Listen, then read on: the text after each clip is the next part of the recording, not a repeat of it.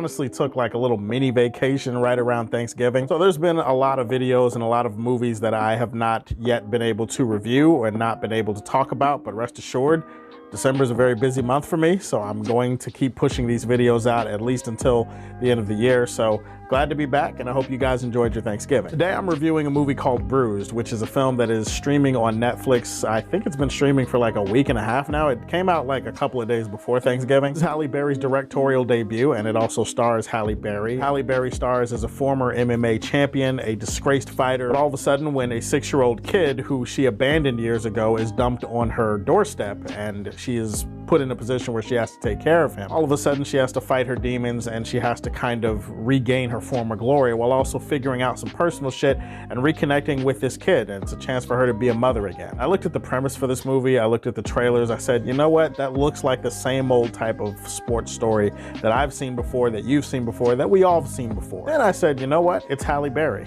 and I'm gonna support Halle Berry no matter what the case is, and especially for a black woman making her feature film directorial debut. Oh yeah, I gotta check that out. What I can say is that Halle Berry and her direction are definitely the best things about this movie. When it comes to the camera work, cinematography, and when it comes to what she's able to get out of herself as a performer as well as everyone else in the movie, I think that is the star case for the movie. That's the showcase for what this movie actually can be. It's not enough to say that Halle Berry is great in this movie. Obviously, like I said, she's playing a disgraced fighter, so there's kind of a broken vulnerability to her character that you appreciate. There's also a fire and a resiliency and a determination to her that comes out at a few moments in this movie that really makes you appreciate the journey that her character is on throughout the film. I think there's one performer in particular, a trainer named Budokan in the movie. I think her name in real life is Sheila Atem. Also one of the standout performances of this movie. I really liked how her bond and her relationship with Halle Berry throughout the film evolved and changed and grew. At the heart of this movie, it's really a story about a mother trying to reconnect with her son. So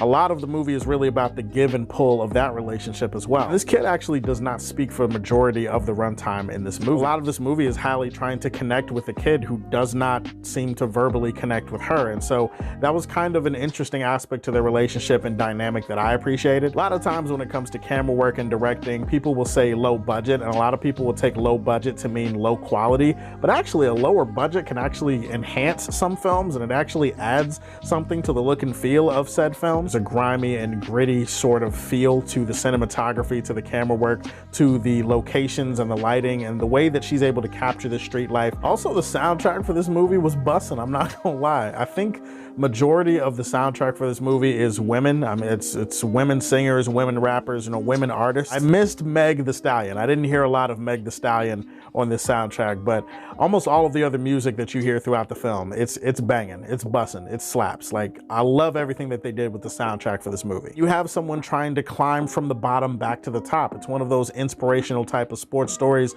with some good MMA scenes and some good training montages and, you know, all the stuff that you would come to expect from a movie like this. Unfortunately, that's also part of the drawback for a film like this, is that it's a lot of the same stuff that you would come to expect from a movie like this. There is a shit ton of sports cliches and formulaic dumpings that happen in this movie. The screenplay is not very inventive, not very creative. It tells the exact same story that you expected walking in. There's nothing really stylistically that sets it apart from other movies. A lot of people are going to compare this movie to $1 Million Baby. I don't know, maybe even a movie like Southpaw. I think Southpaw is probably the movie that has the most in common with this movie. If you want to make like a direct comparison, Southpaw is a movie that had Jake Gyllenhaal, directed by Antoine Fuqua, came out a few years ago. That movie is like eerily similar to this movie, and this movie borrows heavily from a lot of those type of movies from the past. I think there's also a couple of character arcs and moments throughout this movie that are kind of abruptly not dealt with at a certain point. There's some huge things that pop up throughout the runtime for this movie that feels like they should be more important,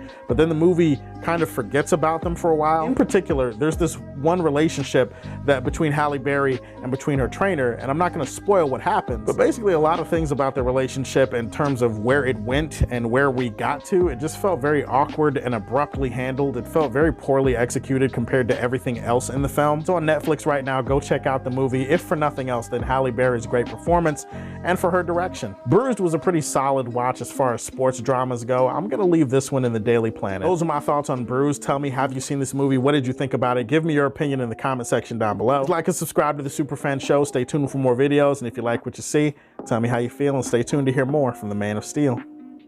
Peace.